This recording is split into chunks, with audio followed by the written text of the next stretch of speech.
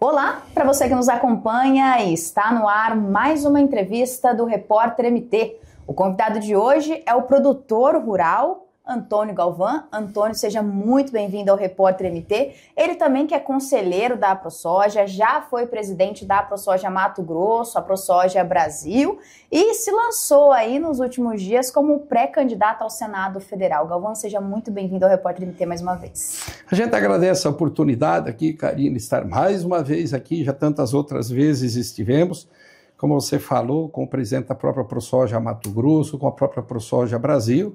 E a gente, na verdade, disso tudo que está acontecendo no país, já foi candidato a Senado também em 2022, Sim. Vendo aquele resgate e patriotismo que aconteceu dentro dessa gestão dos 4 anos do presidente Bolsonaro, que a gente achou que devia contribuir também. Então a gente já tem um pouco de história política partidária também, onde a gente disputou a época pelo PTB, onde a gente foi o segundo mais votado dentro do estado, onde ultrapassamos aí, Karine, o número de 337 mil votos. E tinha alguns dos conhecedores da política de Mato Grosso que dizia que eu não faria 50 mil votos. Então, acredito que isso credencia, sim, a gente estar de volta nessa eleição do ano que vem, com um pré-candidato ao Senado, e com certeza ainda mais agora, principalmente pelo que está acontecendo hoje no nosso país. Justamente, esse é inclusive o foco do nosso bate-papo, né? Falar um pouquinho sobre esse período complexo de desentendimento que está havendo aí entre o Brasil, os Estados Unidos, essa implementação do tarifaço nos produtos brasileiros, né, em alguns produtos de até 50%. E o senhor, como produtor rural, além de todas essas funções que já lhe são atribuídas, Galvão, como produtor rural, como é que você tem visto, você que está sempre envolvido com esse assunto, como é que você tem visto, tem feito uma análise dessa situação agora que o Brasil está, desse tarifaço de 50% dos Estados Unidos? Como analisar tudo isso que vem acontecendo? Na verdade, Karine, o Brasil já é um país hoje que já cobra taxas, como impostos aí exorbitantes. Exorbitantes, e principalmente já também o que se aprovou aí, a nova reforma tributária, muito pior e muito mais preocupante. E, logicamente, quando um país impõe um tarifaço para comprar a tua produção, na realidade, que é o que os Estados Unidos estão fazendo, não é só com o Brasil, não tenho dúvida nenhuma, isso preocupa em todo sentido. Porque você começa a dificultar a tua produção a sair do teu país, porque encarece lá também, e o próprio consumidor pode começar a rejeitar quando fica muito caro. Mas, na verdade, aí se atribui a esse tarifaço a várias coisas aí, inclusive, único, exclusivamente, acha que até o próprio filho do próprio Bolsonaro que conseguiu tudo isso, posso dizer que ajudou dentro dessa solução, que nós vivemos uma situação muito grave no país hoje, nossa política. Tudo que está sendo feito, essas acusações feitas de golpe, de tudo, sabe-se que foi tudo uma fábrica de assuntos que não é verdade. Não tem como um golpe onde cidadãos, como foi o caso de 8 de janeiro, e principalmente querendo atribuir culpas às pessoas que não têm nada. O presidente, o ex-presidente Bolsonaro já veio sofrer justamente já até a cassação de direitos deles políticos para disputar nos próximos 8 anos, pelo fato dele como presidente numa reunião com embaixadores de outros países. Então você veja que está se achando argumentos que não são legais, não tem amparo legal na nossa jurisdição, dentro do nosso Código Civil, dentro da nossa Constituição, mas estão achando argumento para fazerem condenações, como acabou acontecendo agora, na tarde de ontem, decretando agora até uma prisão domiciliar, sem ter sequer uma única prova de qualquer tipo de envolvimento de alguma coisa ilícita de Jair Messias Bolsonaro. Então, o tarifaço preocupa, sim. Temos setores que vão ser mais atingidos, não tenha dúvida nenhuma. Aqui em Mato Grosso, especialmente a carne, mas a gente já vem acompanhando, inclusive, algumas notícias, aonde também o próprio consumo norte-americano, a compra já vinha desacelerando desde o início desse ano, e aumentando muito com outros países, como o próprio México, estava lendo reportagem, como o próprio Chile. Então, como o Brasil é o grande consumidor da nossa produção de proteínas animais, especialmente a carne vermelha, a gente consome aqui em torno de 70% ou até mais, porque a única carne vermelha, nós achamos ainda que a cara aqui no Brasil, só tem no Brasil. Porque a Argentina tinha similar a nós, o Uruguai também era similar. Hoje a carne vermelha, hoje a carne bovina, é muito mais cara que nesses países próximos. Os Estados Unidos mesmo hoje é mais do dobro o valor de uma arroba de boi lá. Aqui gira em torno de $55, às vezes $60. Hoje nos Estados Unidos fala-se em $130 uma arroba de boi lá. Por isso dessa importação deles. Mas você veja que acredito que a carne vermelha consegue se acomodar com outros países, porque nós somos os grandes consumidores. E a nossa grande produção, que é o milho, que é a soja, por exemplo, os Estados Unidos, e como vice-versa, são grandes produtores também das mesmas commodities, não são consumidores um com o outro. Então nós disputamos muito os mercados da Europa com os Estados Unidos, mercados da Ásia principalmente, então não atingiria muito. Agora, o que vem preocupando muito o nosso segmento seria essa taxação que pode vir da UEA nas retaliações da questão da Rússia, que vem aí essa situação da guerra com a Ucrânia. Ou para essa guerra, ou vão taxar, para poder também, acho que parar a guerra é a melhor coisa que possa existir, já estão lá, acho que tem 3 anos e pouco, que já está nessa lenga-lenga, ninguém vence essa guerra, não para, é gente que morre, é destruição. Teria que se fazer alguma coisa. Agora, se entrar essas taxações, aí nós somos grandes consumidores de insumos agrícolas, que seriam os nossos fertilizantes. A Rússia hoje é um grande fornecedor, a Bielorrússia também, em especial a própria KCl, é o potássio que nós falamos. Aí pode vir sim atingir. E hoje a gente não vive um bom momento na atividade, que o custo de produção está muito alto, que o preço da commodity já está baixo. Imagine se subir mais ainda o custo de produção, ou seja, os nossos insumos. E isso vem a prejudicar mais ainda, com certeza. E até aproveitando esse contexto histórico que você está contando aqui, Galvão, com relação ao tarifaço, esse desentendimento entre o Brasil e os Estados Unidos, e você citou, e é um fato, os Estados Unidos é o segundo maior país que importa carne do Brasil, especialmente de Mato Grosso. Nós somos a fronte, o setor aqui do agro. O impacto disso, desse desentendimento, dessa relação dilacerada entre o Brasil e os Estados Unidos, a gente pode esperar que a carne no Mato Grosso e a nível de Brasil ela fique mais cara?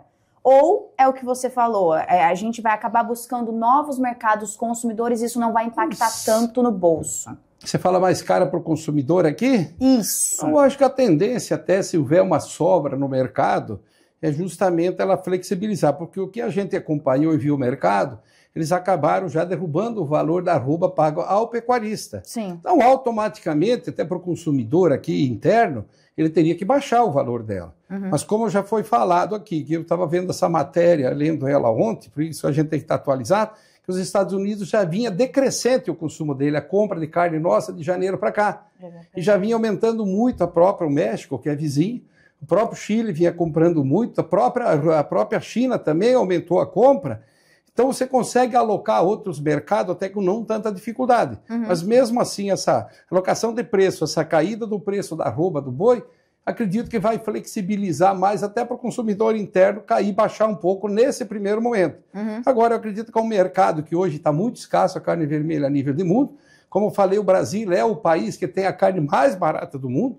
Qualquer outro país aí que é grande produtor, a Austrália, Irlanda do Norte também, que produz até bastante carne já na Europa, hoje é muito mais caro esse boi lá, essa arroba produzida lá. Então, acho que nesse primeiro momento até o consumidor brasileiro acaba saindo beneficiado nisso. Mas a longo prazo, vamos dizer que o produtor vai ter um problema a mais no bolso, na compra. O produtor vai arcar com prejuízo, vamos dizer, ou deixar de ter um dinheiro maior, que já vinha aí numa valorização boa da arroba, estaria até bom, e tinha uma expectativa de ganho maior. Tinha expectativa de se chegar aí a R$400, arroba, ou até mais, sobre isso, que R$400 hoje ia dar aí $70 mais ou menos uma tonelada, uma arroba de boi. E agora, com essa travada, com certeza, houve uma redução. Acredito que isso aí também é uma coisa que vai se ajustar. Agora, a grande preocupação que a gente percebe no nosso atual desgoverno, porque eu não consigo chamar isso aí de governo, que ele quer fazer um enfrentamento da mesma forma. E sabemos que Jair Messias Bolsonaro, que Eduardo Bolsonaro não é o grande culpado disso. Agora, por mais que sejam pessoas sérias e honestas, isso entrou junto também dentro daquela carta que o Trump mandou. Agora, é um problema geopolítico muito maior. Um país como o Brasil aqui, que depois dos Estados Unidos ele é a maior economia das Américas, em extensão territorial, vem se juntando com quem esse desgoverno que está aí? Com só países de esquerda. Países onde a população tem que estar atenta, onde a população não tem liberdade. A Venezuela, o povo tem liberdade. Cuba tem liberdade, a Nicarágua tem liberdade, a China tem liberdade, e assim sucessivamente. Tem as liberdades extremamente limitadas. E é o que querem fazer aqui. E eu não sei se alguém aceita isso. E eu não aceito. E a minha liberdade eu não troco por nada. Não tem patrimônio nenhum que pague a liberdade das pessoas. Você não está livre sem dever nada. Então essa é a grande preocupação hoje, que essa aproximação com esses países hoje é o que preocupa muito hoje os norte-americanos, em especial ainda falando e batendo que quer fazer uma outra moeda para fazer internacionalmente negociações. Então isso interfere direto na economia do maior país do mundo, que tem a maior economia. A reação é lógica, vai trazer dificuldade, só que o enfrentamento, e nós vamos sofrer muito com isso, é pelo enfrentamento de um governo, como é usada a expressão, é um gorila contra um miquinho, querer um mico enfrentar o gorila, que tudo bem que temos uma história de Davi e Golias, né? Porque Davi conseguiu vencer o Golias. Mas é uma história bíblica. Ninguém está lá para testemunhar. Nós estamos aqui para testemunhar hoje que a comparação econômica dos Estados Unidos da América com o Brasil, hoje é um gorila querendo lutar com um mico querendo lutar com um gorila. Então a preocupação muito grande é essa. Você tem um culpado, esse desgoverno que está aí, porque ele já está trazendo essa situação. Ouviram falar aqui, já está rodando em tudo que é grupo do WhatsApp, uma conversa do próprio Lula aí dos 40 anos atrás, que não tinha como trazer uma Cuba para dentro do Brasil do dia para a noite, que levaria 30, 40 anos. E está aí o plano de fazer o quê? De um país socialista? Quem quer país socialista, queira viver no socialismo, está aqui do lado da Venezuela, vai lá. Os caras vieram tudo de lá, quantos milhões de venezuelanos já vieram para o Brasil? Por que eles não ficam lá se é tão bom? Ou Cuba, ou qualquer outro país. Então, o que nós não podemos aceitar, o povo, a população, esse manifesto de domingo foi no Brasil inteiro, mostrando o descontentamento, que nós queremos continuar um país democrático, que as instituições tenham harmonia, que não tenha uma instituição chamada Justiça, Poder Judiciário, que hoje está se sobrepondo em cima do Poder Legislativo e o Executivo dando todo o apoio. Então, ele está inserido e gerindo nos dois. Mas do Executivo está tendo apoio igual e o Legislativo não está sendo respeitado, que foi o caso específico do IOF. 383 deputados votaram favorável à derrubada à não cobrança. Parece uma pessoa especial com a canetada lá, que tem o poder da caneta, e dizer que validou uma cobrança de imposto. Nós vamos parar onde com isso, Karina? Então, o que tem que trazer de volta é o respeito às instituições, o que a nossa Constituição, o que o nosso Código Civil dá de direito ao Poder Judiciário, ele tem que exercer dentro do que a lei dá de direito, assim como o Legislativo, assim como o Executivo. Aí as instituições vão viver em harmonia. Está havendo uma disfuncionalidade muito grande, ninguém está cumprindo com o seu devido papel, está todo mundo se intrometendo nas funções que deveriam ser de responsabilidade de cada órgão. E outro ponto que você falou também, Galvão, eu acho que é interessante, o Brasil foi peitudo demais em entrar nessa briga. Talvez se o Brasil tivesse recuado antes e entrado para uma conversa, a gente não estaria na situação que está agora. Mas o problema é que o plano do governo é esse, desse desgoverno que está aí. É esse. Como ele falou 30, 40 anos atrás, ele falou isso. Tem aí as gravações, que para levar um país para o socialismo, você tem que quebrar, você tem que ferrar com a classe média. Nós vimos quantas falas aí de pessoal radical, da esquerda radical, dizer que tem que quebrar a classe média. O que é a classe média? Onde é que ela se insere? Vai quebrar um meio mundo, porque hoje, num país que nós já citamos várias vezes, você tem 4, 5% que vive na burguesia, que é dono de tudo, e 95% da população mais vive na miséria, não é pobre. Que vem entre a classe pobre e a classe miserável, ela é muito mais longe do que a classe pobre com a classe média. Que a classe média se estende aí, hoje querem tratar o cidadão que ganha 3, 4 mil da classe média, ela vai até quantos mil? 50? E para você de 3 mil, vamos dizer que tu entrasse na classe média para zerar o ganho, então está mais longe para vocês conseguir trazer aqui do que você chegar aqui. E é um plano desse governo, ele está dentro do plano que ele quer colocar. E pode ter certeza que não vai mudar. Quem que poderia mudar isso? Seria o judiciário. E bem pelo contrário, estão em conluio com o próprio judiciário hoje, pelo que parece, que as condenações que existiram até hoje, nenhuma delas tem prova fatídica que tivesse feito alguma coisa errada. Se tivesse feito alguma coisa que a Constituição não dá de direito. Não colocaram o tornezelo também no senador? Senador, o artigo 53 da Constituição não dá direito para ele falar, se expressar e dizer livre, sem problema nenhum? Está sendo respeitado? Não está. Então o grande problema é que está atingindo a meta do que esse governo quer. E quem tem que fazer a diferença, hoje, somos nós, é a população. Nós vamos ter que reagir e não aceitar, como no domingo houve essa grande manifestação, nós vamos ter que ficar atento, alerta, e daqui a pouco podemos dizer que vamos ter que parar o país logo, porque você hoje quebrar financeiramente, Karine, com 3, 4 anos, você se reergue, a grande maioria se reergue. Agora, se nós implantar um socialismo aqui, além de quebrar toda a população, nós ainda perdemos o direito à liberdade. Quantos anos já tem Cuba hoje que perdeu a liberdade? Está indo para 70 anos? Quando que começou a Venezuela, ali que o Chávez foi prometer para o povo venezuelano que viver nas maravilhas? Tem 25 anos. Se você olhar 40, 50 anos atrás, o povo venezuelano era a segunda melhor renda per capita do mundo. Não tinha analfabeto. Cuba não tinha analfabeto 70, 60 anos atrás. Hoje é um povo analfabetizado, todo mundo praticamente é analfabeto, porque não tem mais escola, não tem mais nada, não tem alimento, não tem comida. A Venezuela está igual. E a Venezuela foi considerado países já de primeiro mundo, assim como a Argentina foi. A Argentina já estava dentro do buraco. Conseguiram agora um governo que está lá começar a melhorar os índices econômicos, a população começou a melhorar de renda, as coisas todas. Agora está o Brasil entrando nesse mesmo buraco. Será que é isso que nós queremos com a população? Às vezes a gente vê a mídia ou a grande mídia fazendo uma defesa muito enfática sobre esse governo.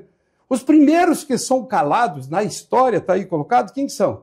É justamente a imprensa, o jornalista, o repórter. Agora você vai falar daqui para frente somente o que eu vou te autorizar. Então os primeiros que são calados é a imprensa. Pode ser ruim às vezes com a imprensa, pode divulgar coisas que você não gosta, mas com certeza é muito pior sem ela. Muito pior sem ela, não tenha dúvida nenhuma sobre isso. A liberdade de expressão, seja da mídia, seja do cidadão, porque nós temos a lei para punir, a lei para coibir e para punir caso você fale alguma coisa que eu não goste, ou eu fale de você, ou vice-versa, de qualquer um. Então nós perdemos a liberdade, que é o mais importante. Então se nós hoje temos um problema econômico, tudo bem, vai padecer, vai ter problema, mas com a liberdade nós resgata. Agora, nós não ter a liberdade, que é o plano do governo, ir para o socialismo, o comunismo, além de nós quebrar do mesmo jeito, nós não vamos ter a liberdade de voltar a produzir, trabalhar e fazer o país desenvolver. Até comentando sobre essa questão de liberdade, que vem sendo debatido, vem sendo apontado bastante com relação a essas proibições que estão sendo feitas ao ex-presidente Jair Bolsonaro. Nós tivemos a decisão recente, comentamos aqui no comecinho, o senhor comentou no comecinho, essa determinação do Alexandre de Moraes da prisão domiciliar do Bolsonaro logo após as manifestações que tiveram em todo o Brasil no domingo. O senhor acha que isso pode agravar ainda mais as questões comerciais, políticas, nossos relacionamentos aqui no país? Você não tenha dúvida nenhuma sobre isso, porque uma das coisas, como foi falado inicialmente, você colocou, na carta já expressa isso. Qual é o crime que Jair Messias Bolsonaro fez? Para ele ser condenado dessa forma. Qual é o crime? Não roubou, não matou, não fez nada. Serve como político exemplar para qualquer outro político. 28 anos na Câmara Federal, não encontraram nada. 4 anos como presidente do Brasil. Inclusive, teve 2 anos que a história dele conta como vereador. Onde resolveram comprar um Opala novo, acho que essa história serviu para todos os vereadores na época e ele não quis, não achava justo. Como é que você vai dar um carro novo para o cara, um vereador no Rio de Janeiro, onde ele ficou 2 anos? Então ele tem exemplo a ser dado. Pode ter tido algum político tão sério, tão honesto quanto ele, mas mais não tem. Então qual é o crime que ele cometeu para ele estar sofrendo essa perseguição? Se não é crime político, hoje acusado de 1001 coisa e nada se comprova. Esse é um absurdo dos absurdos, Karine, que a sociedade não pode aceitar. Não pode dizer. Não pode de forma nenhuma. Então, arbitrariedade em cima de arbitrariedade. Ter falas de ministro, chamar o Eduardo Bolsonaro de covarde porque ele correu do país. O cara com o tamanho da caneta que o cara tem na mão, quem que é o covarde para falar uma expressão dessas? Quem que é o covarde no meio dessa história? Tira a caneta do cara e daí vamos lá conversar, para você ver que covardia que o cara tem. Agora, o cara com todo o poder, com toda a caneta na mão, empossado de poder, quem que vai ter coragem de chegar ali e dizer, prenda, faça, com toda a força do lado do cara, seja a Polícia Federal, seja a Força Nacional, seja até o próprio Exército, que é uma vergonha nossas Forças Armadas, se submeterem a isso que está acontecendo. Estão acabando, mesma coisa que fizeram na Venezuela, acabaram as Forças Armadas em Cuba, acabaram com as Forças Armadas, foram criando as milícias armadas para proteger o governo. Você vê vídeo circulando aí, pessoa que vai para a rua na Venezuela para se manifestar contra o regime, eles fuzilam no meio da rua. Simplesmente chega um grupo, mata, vai embora e daí? É aqui que é isso que nós queremos com o brasileiro? Eu não quero isso, nem para mim, nem para meus filhos, nem para netos, nem para ninguém. Se alguém deve alguma coisa para a justiça, por pior que seja, mas nós temos uma lei a ser respeitada e um juiz sério tem que pegar e executar. Agora, não quem está hoje dentro da nossa Suprema Corte, a maioria, porque alguns estão lá quietos sem se manifestar, para mim, quem é conivente, ele faz parte do crime daqueles que estão colocando, falando, se expressando da mesma forma, que eles poderiam se insurgir, como já começaram a se insurgir 3 ministros hoje, começando a se declarar, já contrário a essas aberrações, né, Karine? Eu até queria aproveitar, a gente está falando da questão dos ministros, e eu comentei logo no comecinho da entrevista, Galvão, o senhor se lançou como pré-candidato ao Senado Federal. O que o senhor acha que pode ser feito, falta ser feito, precisa ser feito por parte do Senado para resolver essas falhas, essas fagulhas pendentes? Eu estou falando isso porque hoje nós tivemos uma movimentação muito incisiva depois da determinação da prisão domiciliar do Bolsonaro. Hoje nós tivemos um movimento muito incisivo por parte dos senadores, dos apoiadores, em relação à votação do impeachment do Alexandre de Moraes. O senhor acha que demorou muito para começarem a se mostrar favoráveis a esse impeachment? Na verdade, né, Karine, o Senado, o Congresso Nacional, do modo geral, veio falhando. Os presidentes que teve os últimos lá, infelizmente, todos eles de rabo preso. E a grande maioria do nosso Congresso Nacional. E aonde é que tinha o rabo preso? Essa história de emenda. Karine, eu ouço falar de emenda e do desvio dos valores das emendas e os percentuais que vota aí para quem é puxador de emenda, não são todos os deputados, não são todos os senadores, mas eu desde que me conheço por gente, lá meus 15, 20 anos, ainda quando morava no Sul, que tinha pedágio, tinha que ter devolução. E por que se briga tanto por emenda? Aí quando você tem a obrigação de fazer o teu trabalho, todos eles conhecem como é que é o sistema. O que aconteceu com o Hugo Mota ultimamente? Quando ele assumiu, tinha preso político, né? Num jantar, simplesmente nenhum jantar, com os ministros da Suprema Corte, no outro dia não tinha mais preso político. Engraçado que apareceu a Polícia Federal lá na cidade dele, lá em Patos, na Paraíba, teve problema com a mãe, teve problema com o pai, teve problema com não sei quem, que são todos políticos, todos eles relacionados ao quê? A emenda. Então esse é o grande problema. E o nosso Senado, que tem uma prerrogativa maior do que a própria Câmara Federal, ou seja, apoiar os nomes que são indicados pela Presidência da República para você cumprir, dizer ser o seu ministro, a falta deles ou na aposentadoria, que é totalmente errado essa questão de você indicar, o governador indica desembargador, o presidente indica ministro, para ser julgado por eles amanhã. Que a primeira coisa que tem que ser mudado, já devia ter mudado. Eles têm que serem por concurso, por saber, não simplesmente por indicação de um presidente. Se acovardaram todos, baseado no quê? Também todos de rabo presos que se acovardaram. Então, de rabo preso aonde? Em cima de valores de dinheiro. A grande maioria está onde? Emenda. Toda onde a Polícia Federal dá batida está ali. Aí se acovardaram do assunto, deixaram simplesmente a coisa correr solta, e hoje chegamos nesse momento dessa covardia do nosso Senado. Que a gente não tem medo nenhum de falar de qualquer um dos nossos senadores nesse assunto. Nós não estamos falando em outros assuntos, mas nesse assunto se acovardaram. Por quê? Porque tem rabo preso. Tem rabo preso. Eles sabem disso. O Dino não era governador até pouco tempo no Maranhão. Como é que ele não sabe disso? Eu acho que, se não me engano, foi deputado federal, reclamou das urnas eletrônicas lá atrás, que foram roubados nas urnas eletrônicas. Ah, mas aquilo não vale. Mas aquilo não vale a fala dele lá atrás, que está aí gravado, está rodando. Então foi covardia dos nossos senadores. E os nossos 3 só assinaram depois que nós batemos tanto nele, com o domingo no movimento. Movimento, porque a Rosana Martinelli tinha assinado como segunda suplente quando ela subiu lá atrás, mas o senador Wellington não tinha assinado. Como ele assinou ontem. E hoje de manhã, daí Jaime e a Margarete Busetti foram lá e assinaram. Por que eles não tinham assinado antes? Por que eles não estavam defendendo o impeachment? Por que eles não vieram à frente, como temos aí Magno Malta, temos Girão, temos um monte de senadores, batendo direto nesse assunto? Por que isso? Qual é a vergonha que tinha disso? Então foi sim covardia dos nossos senadores. Os 3 do Mato Grosso estavam acovardados nesse assunto, quero deixar bem claro, e a grande maioria dos senadores do país. Sim. Porque nós devemos ter aí hoje que uns 15 senadores, talvez um pouquinho mais, que fazem esse enfrentamento e não merecem um impeachment aí, não são ministros lá, são vários. Eles estão respeitando a nossa Constituição, estão respeitando a nossa Constituição? Não estão. Estão afrontando todo mundo, como já foi citado. Então, se tem a prerrogativa, está na lei, já prevê isso, de aprovar o nome, mas também tem a prerrogativa de tirar, deixem de ser covarde e vamos fazer isso, porque a população não merece o que estamos aqui sofrendo hoje. Por mais que tenha uma pequena parte que possa até achar bom, que é a dita chamada esquerda, mas graças a Deus o país ainda, a grande maioria são de pessoas íntegras e pessoas bem, que não querem isso de forma nenhuma.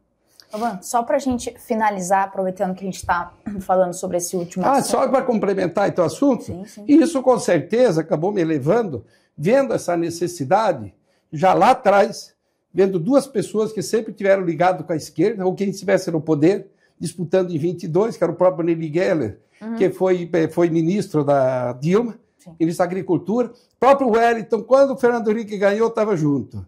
Quando ganhou Lula, estava junto. Quando ganhou Dilma, estava junto. Temer subiu, estava junto. O único que ele resistiu de vir junto foi no início do mandato de Bolsonaro. E agora daí foi para o PL. Então, os dois, vendo aquela situação, a opção que o matogrossense tinha de votar alguém ligado à direita. Por isso que eu entrei até naquela campanha, acredito que foi dada uma opção às pessoas. E isso também, principalmente com esse desgoverno que está hoje aí, a gente está disponibilizando sim o nome como pré-candidato para a eleição do ano que vem. Só para a gente finalizar, Galvão, você acha que com essa pressão que houve das manifestações de domingo e essa pressão agora após a prisão domiciliar do Bolsonaro, você acha que tem chance de passar esse pedido de impeachment do Alexandre de Moraes? Eu ainda tenho minhas dúvidas, porque eu quero ver no voto, porque hoje o que está se pedindo para esses senadores é assinar simplesmente, são no mínimo 41, para dar entrada do pedido. Aí nós temos ainda lá o Alcolumbre, que é o presidente, ver se ele vai realmente atender, e depois, como a gente já sabe, você precisa 2/3 para fazer a cassação. Então eu tenho minhas dúvidas, sim, e também tenho minhas dúvidas se os senadores aqui do Mato Grosso, quando chegar na hora de voto e cassação, se eles vão votar para cassação. Porque alguém que elogiou um comunista, um senador nosso aqui que elogiou um comunista, inclusive foi lá e votou favorável, vai colocar um comunista lá dentro, eu tenho minhas dúvidas se ele vai ter coragem de ir lá e votar favorável. Porque o outro já está do lado de lá.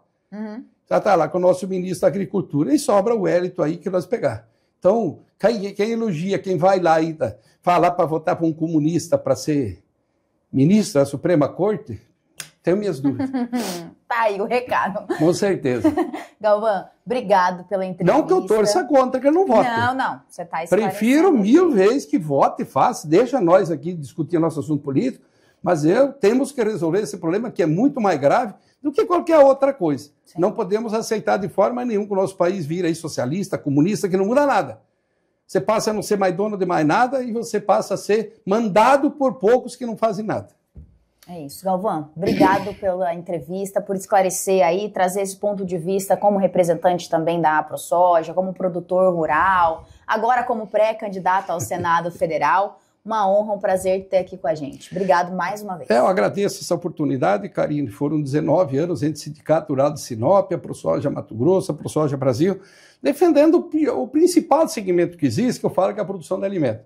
Todos são importantes, qualquer atividade é importante. Atua aqui como jornalista, mas você de barriga vazia, você não viria aqui trabalhar. Não, então, por isso é que eu falo que qualquer atividade é importante, mas sem o alimento, que eu vejo que é mais importante que pode existir, a garantia da segurança alimentar é a principal dele. Então, 19 anos, sempre com o produtor rural, continuamos brigando pela classe, mas aí ficamos 19 anos à frente de entidades, a gente ajudando dentro disso e garantir a segurança alimentar de todos. Obrigado pela oportunidade, Karina, aqui é o Repórter MT. Obrigado, Galvão, mais uma vez. E assim chegamos ao fim de mais uma entrevista no Repórter MT. Esses e outros conteúdos você confere no site repórtermt.com. Até a próxima!